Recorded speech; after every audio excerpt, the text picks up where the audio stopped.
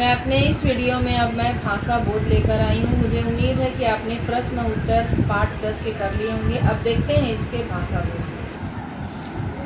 इसमें पहला प्रश्न है, निम्नलिखित शब्दों का वर्तनी शोधन कीजिए। मतलब शुद्ध रूप लिखना है, ये गलत लिखा हुआ है, ये उसमें कुछ सुधार करना है, उसको देखते हैं। जैसे व्यायाम, आप लोग को पता होगा कि यहाँ पर व्यायाम होगा, पहले आप इसको देख लीजिए। निरोग में, अब निरोग ऐसा भी होता है और बड़ी ई की मात्रा में भी होता है, तो यहाँ पर देखिए आप थोड़ा सा। जैसे व्यायाम का व्यायाम लिखेंगे, मतलब ये आपको कॉपी में करनी है। निरोग, निरोग वैसे तो दोनों रूप देखा जाता है, लेकिन यहाँ पे छोटा दिखा रहा है, तो मतलब आप करेक्शन में, मतलब उसको सुधार में बड़ी ई की मात्रा लिखेंगे। लेकिन ये दोनों जगह होता है, ये भी सही है और ये भी सही है। शारीरिक, शारीरिक पता है कि र में, पहले वाले र में बड़ी ई की मात्रा होता है और दूसरे वाले र में छोटी ई की मात्रा। पाश्चात्य लिखा है तो पाश्चात्य होगा, यहाँ पर देख सकते हैं। पा में आ की मात्रा है, श है, च है, आधा त और यह होगा। पुष्ट लिखा है तो यहाँ षटकोण वाला सा होगा, इसमें तालव्य स दिया हुआ है। निरुपयोगी में र में उ की मात्रा नहीं लगाया है तो निरुपयोगी होगा।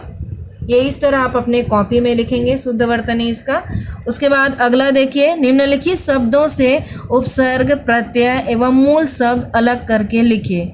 उपसर्ग प्रत्यय आप लोगों ने इससे पहले ही पढ़ा हुआ है। तो देखिए, शारीरिक में शरीर इसका मूल शब्द होगा, इसमें प्रत्यय जुड़ा हुआ है। आपको पहचानना है कि उपसर्ग किस में लगा है और प्रत्यय किस में लगा है। तो शारीरिक में देखिए, शरीर मूल शब्द होगा और इक इसमें प्रत्यय होगा। दूसरे में संसार है, देखिए तो सम होगा इसमें उपसर्ग और सार होगा इसमें मूल शब्द। यहाँ पर उपसर्ग लगा हुआ है सम, मतलब लिखेंगे उपसर्ग तो स लिखेंगे और म में हलंत डालेंगे आप। सम और सार है इसका मूल शब्द। प्रवृत्ति में देखिए, प्र होगा उपसर्ग और वृत्ति होगा इसका मूल शब्द। निरोग में नि होगा आपका उपसर्ग और रोग होगा मूल शब्द। निर्बुद्धि में निर होगा उपसर्ग और बुद्धि होगा मूल शब्द। निर लिखेंगे तो र में यहाँ हलंत होगा। इस तरह आप ये देख सकते हैं, पहले कॉलम में पहले वर्ड लिखेंगे, फिर मूल शब्द, प्रत्यय या उपसर्ग, या फिर पहले उपसर्ग लिखिए, मूल शब्द लिखिए और प्रत्यय लिखिए। उसके अनुसार शरीर में जो आएगा वो लिखते जाना है आपको। जिसमें मूल शब्द आएगा मूल शब्द लिखेंगे, प्रत्यय आएगा प्रत्यय लिखेंगे, उपसर्ग आएगा उपसर्ग लिखेंगे। इसमें ये कॉमन रहेगा कि मूल शब्द सब में होगा, लेकिन किसी में उपसर्ग होगा और किसी में प्रत्यय, तो ये आप छांट के लिखेंगे। अगला देखिए, ये आपको बुक में ही करना है, कॉपी में नहीं करना है, ये दोनों आपको कॉपी में करनी है। थर्ड वाला देखिए, निम्नलिखित शब्दों में से शब्द परिवार बनाइए। जैसे श्रम का श्रमिक, परिश्रम, श्रम साध्य है। वैसे ही गति का गतिशील, प्रगति, गतिविधि, आप कुछ और भी लिख सकते हैं। मन से आप मनचाहा, फिर शक्ति, जिस तरह शब्द बनेगा वैसे ही आप नए शब्द बनाएंगे। अगला देखिए, घ नंबर, निम्नलिखित के दो दो पर्याय लिखिए। पर्यायवाची लिखना है तो मनुष्य का दो पर्यायवाची, मनुष्य का नर होगा, आदमी होगा, मानव होगा, कोई दो लिखिए आप। शरीर का तन और काया होता है, तो इसमें भी आप लिख सकते हैं। इसके अलावा जो जानते हैं आप, जंगल का वन होगा, कानन होगा, विपिन भी होता है।